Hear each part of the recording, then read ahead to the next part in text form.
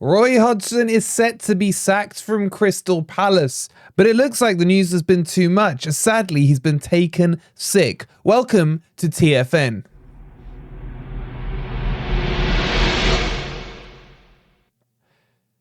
Afternoon everybody, hope you're doing well and welcome to another video on the channel. We're going to be talking to you about Roy Hodgson potentially leaving Crystal Palace as Glasner comes in to take over the reins. If you're enjoying the content, please don't forget to hit that like button. Subscribe to the Footy Network if you are new for all your football news. And let's get into this one. Now, I think we start with, well, little backstory on what's going on with Palace, because they're in a bit of a mess. They've got an owner that they all hate in Steve Parish. The fans are turning on Roy Hodgson and in a position in the Premier League where they could be in trouble with relegation. Is it the right thing to do? The answer is I'm not quite sure. I got a lot of Palace friends that I speak to, and the general consensus is that Roy Ball is enough. It's ancient, it's gone, it's nearly as old as him, it's from the dinosaur ages. Enough is enough. But with Glasner coming in, who has a good track record, having won the Europa League of Frankfurt, beating Rangers, I think it was, if I remember rightly, in the final.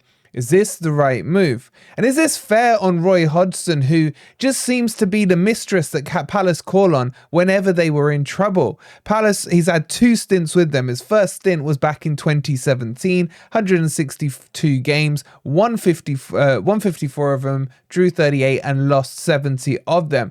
Stabilised Palace in that stint. And then last season, once they sacked Patrick Vieira and brought Roy Hodgson in when they were starting to tumble down that table, he suddenly was playing electrifying football, got Elise and Eze firing, pushed them up to mid-table comfort.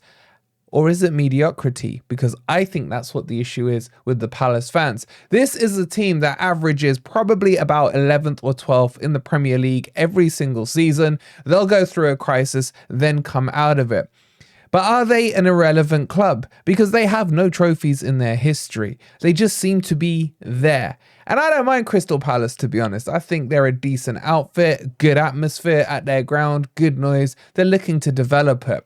I think the problem is above the fans and at board level. The lack of ambition, I think, is what's frustrating Crystal Palace fans. Is this, middle of the road path that they seem to take every season enough for the average football fan, or the average Palace fan, should I say? And it seems like the answer is overwhelmingly no. And it's time for Hodgson to move on. Now, do I agree with this move?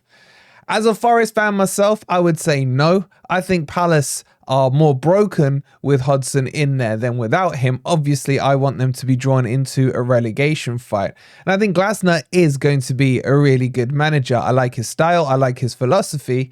But is he right to come in, let's face it, Palace are in a relegation fight currently. And with a team that's solely reliant on the likes of Elise, Eze and Doucouré, have they got the firepower to shoot themselves up the league if those players are injured, which they currently are at the moment in, I think, Elise? So I would say, as a neutral, if I looked at it, then yes, it would be the right move.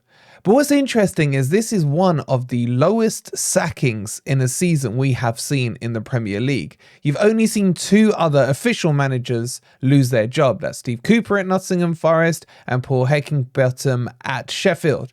Apart from that, everyone has held station. And the question is why? I'm sure plenty of owners are looking at the managers thinking, we need a change here. We need to reignite our season.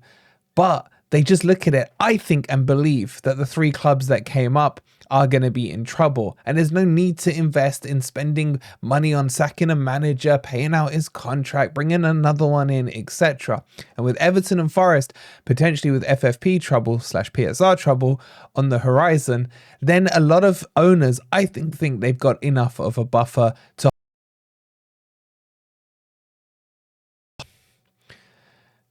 Is this the right approach? Who knows? Only time will tell. But back to the Hodgson story. I hope he's well. He got taken ill at hospital today.